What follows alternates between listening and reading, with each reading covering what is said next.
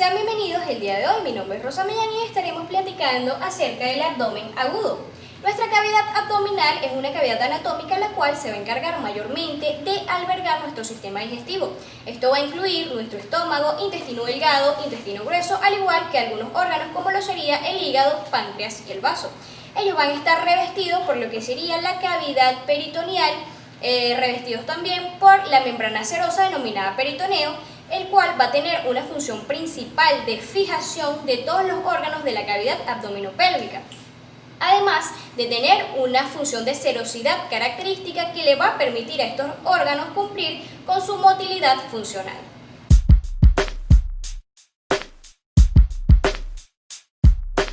Cuando hablamos de la topografía de nuestra cavidad abdominopélvica, debemos tomar en cuenta que su límite superior va a estar representado por lo que sería la cúpula diafragmática, mientras que su límite inferior va a estar representado por el estrecho de nuestra cavidad pélvica. Cuando hablamos de sus límites anteriores, tenemos lo que sería nuestra columna vertebral, mientras que sus límites delanteros y laterales van a estar limitados por lo que sería nuestra pared abdominal propiamente dicha, que está revestida no solo por el peritoneo, sino también por musculatura y por supuesto tejido subcutáneo que se acompaña de piel. Cuando consideramos la división topográfica de nuestra cavidad abdominopélvica, debemos tomar en cuenta los 9 cuadrantes abdominales.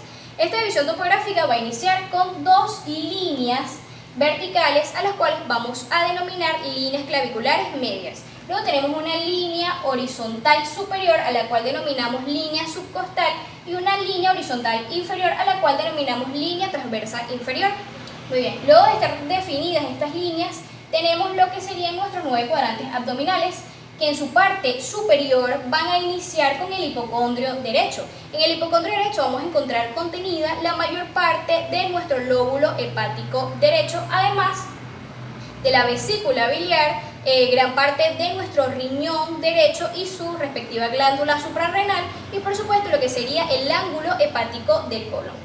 Luego tenemos el epigastrio. En el epigastrio encontramos contenido gran parte de nuestro estómago, duodeno y páncreas, además de cierta parte de nuestro hígado o cierta parte del contenido hepático.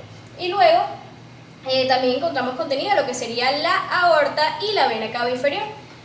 Pasamos luego al hipocondrio izquierdo. En el hipocondrio izquierdo vamos a encontrar contenido el vaso, la cola del páncreas, además del polo superior de nuestro riñón izquierdo que viene acompañado de su glándula suprarrenal.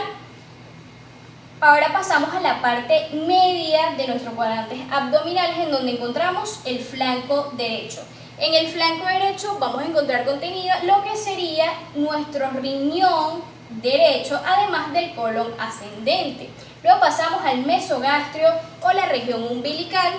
Aquí vamos a encontrar contenida lo que sería la porción inferior de nuestro duodeno, además del intestino delgado y parte de la aorta y la vena cava inferior. Luego tenemos el flanco izquierdo que va a estar representado por una mayor proporción de nuestro riñón izquierdo y por supuesto el colon descendente.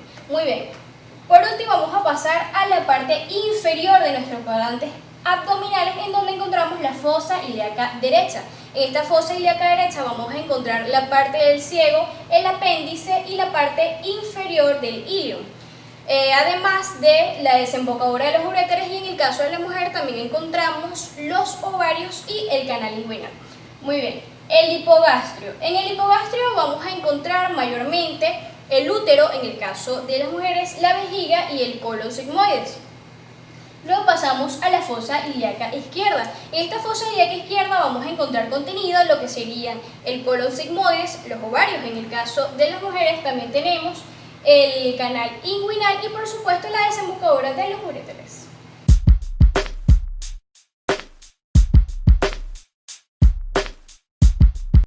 El dolor abdominal es un síntoma bastante inespecífico de una serie de patologías que pueden tener o no origen en lo que sería la cavidad abdominal.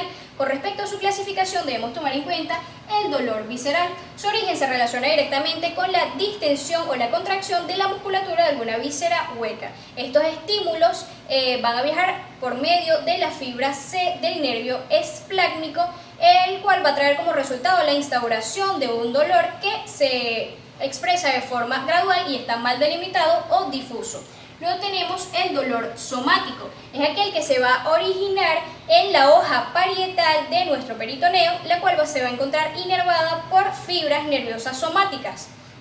Ellas van a funcionar como receptores de los signos de irritación, ya sea dada por agentes infecciosos o agentes químicos. Esto va a traer como resultado final lo que sería la instauración de un dolor de expresión aguda que está bien delimitado o bien ubicado. Luego tenemos el dolor referido, que es bastante característico debido a que este se va a desarrollar lejos de su lugar de origen y se da gracias a la convergencia de una serie de fibras nerviosas en nuestra médula espinal.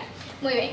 Con respecto a la evaluación del dolor abdominal, debemos tomar en cuenta su constancia, es decir, si este ha sido continuo desde su origen. Luego debemos tomar en cuenta su intermitencia o si este ha presentado algún tipo de intervalo desde su origen. Y por último debemos tomar en cuenta la presencia de cólicos o variaciones con respecto a la intensidad del dolor. Cuando hablamos propiamente del término abdomen agudo, es aquel que se va a aplicar a cualquier cuadro clínico cuyo síntoma principal va a ser la presencia de un dolor abdominal agudo que puede venir acompañado con otros síntomas y que normalmente puede ser o no de origen abdominal. Con respecto a su clasificación, debemos tomar en cuenta de clasificarlo en dos grandes grupos, que sería el abdomen agudo médico o no quirúrgico y el abdomen agudo quirúrgico que amerita de intervención inmediata.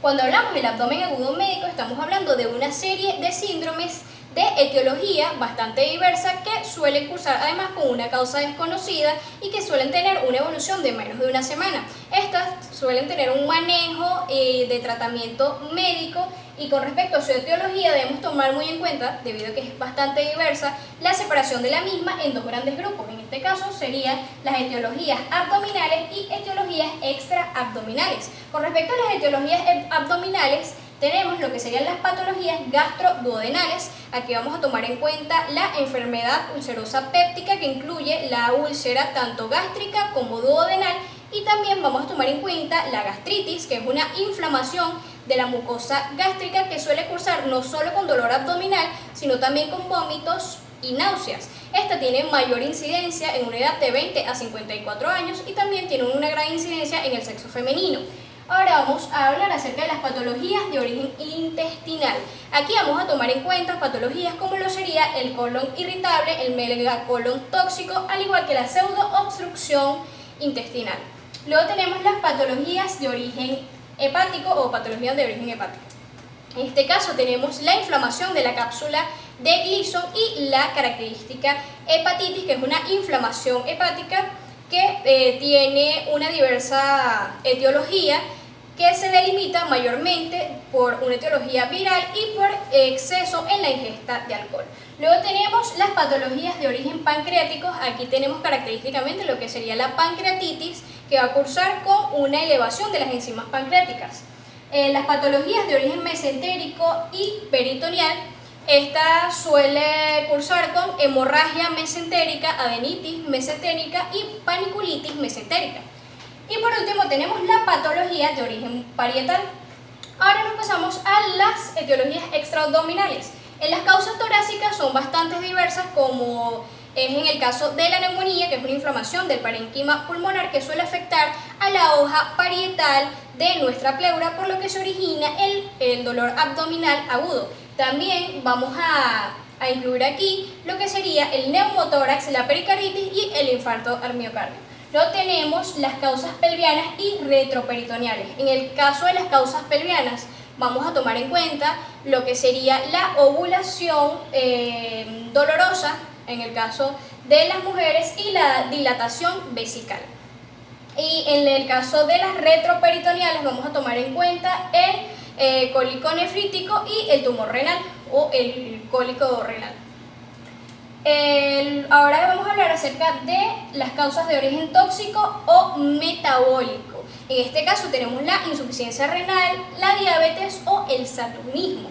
Las causas En causas infecciosas más comunes tenemos lo que sería la fiebre tifoidea, la hepatitis y la meningitis. Y por último, las causas neurógenas, en donde tenemos el herpes zóster y la diabetes.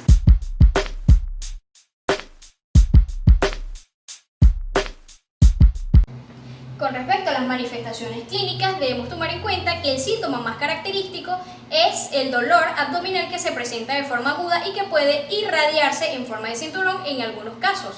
Luego tenemos también la presencia de distensión abdominal, lo cual es bastante característico, y la presencia de síntomas acompañantes como lo serían las náuseas, vómitos y en algunos casos trastornos en el hábito evacuatorio. También tenemos en los grupos de patologías mesentéricas se puede presentar fiebre y pérdida de peso involuntaria, al igual que en los ruidos aéreos suelen ser variables dependiendo de la patología de base.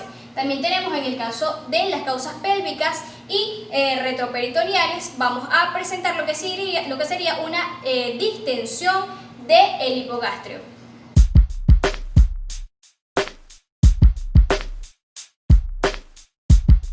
Con respecto a nuestro diagnóstico, debe ser orientado según lo observado mediante la anamnesis y exploración física. También tenemos algunos exámenes de laboratorio complementarios como lo sería el hemograma, el coagulograma, los niveles electrolíticos, al igual que los niveles de glucemia y el hepatograma. También tenemos evaluaciones radiológicas complementarias como lo sería la tomografía computarizada o resonancia magnética, y se debe tomar en cuenta los rayos X torácicos y los rayos X abdominales.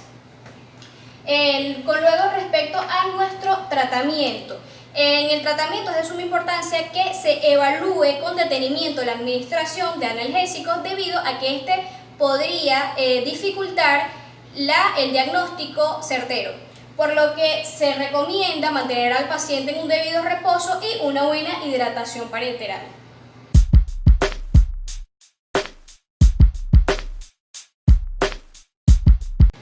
Cuando hablamos del abdomen agudo quirúrgico, es toda afección abdominal que puede empeorar en un periodo de 24 a 72 horas y que normalmente amerita una intervención quirúrgica de emergencia, debido a que el inicio del dolor es bastante brusco e intenso. En su clasificación debemos tomar en cuenta el abdomen agudo de índole inflamatoria, que es un dolor de tipo somático que se da con la respectiva irritación e inflamación del peritoneo. Luego tenemos el abdomen agudo por obstrucción mecánica. Este es un dolor de tipo visceral que se encuentra difuso o mal ubicado y normalmente no presenta cambios con el movimiento del paciente. Luego tenemos el abdomen agudo perforativo. Este tipo de abdomen agudo se da cuando existe una ruptura en una víscera hueca, lo que produce una perforación. Luego tenemos el abdomen agudo hemorrágico. El abdomen agudo hemorrágico es característico de los cuadros clínicos intraabdominales que van a implicar alguna hemorragia gastrointestinal. Luego tenemos el abdomen agudo vascular, que se da cuando existe una afectación de una arteria que irriga el intestino, que normalmente va a causar isquemia y necrosis en el área que irriga.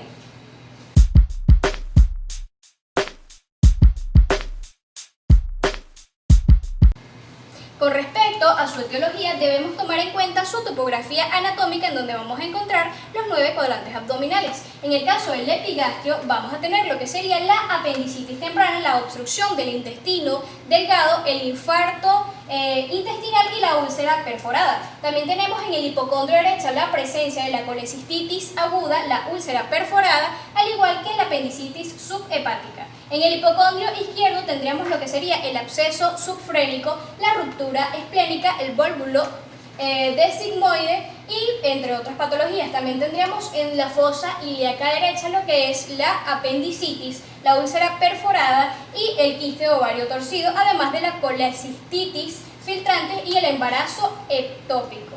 Luego, en la fosa ilíaca izquierda tenemos la diverticulosis, el quiste de ovario torcido y el embarazo ectópico. Y por último, en el hipogastrio vamos a tener la presencia del quiste de ovario torcido, la apendicitis y el infarto intestinal.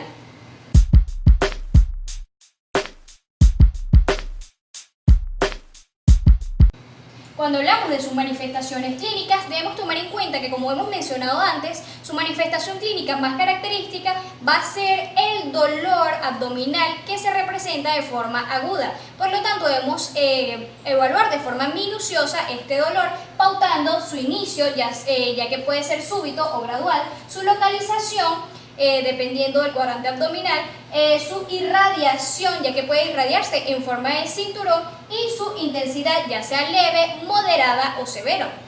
También tenemos las manifestaciones clínicas complementarias, como lo sería la fiebre, la presencia de náuseas, vómitos y en algunos casos síndrome diarreico. También tenemos la presencia de anorexia, astenia y por último la pérdida de peso en algunos casos.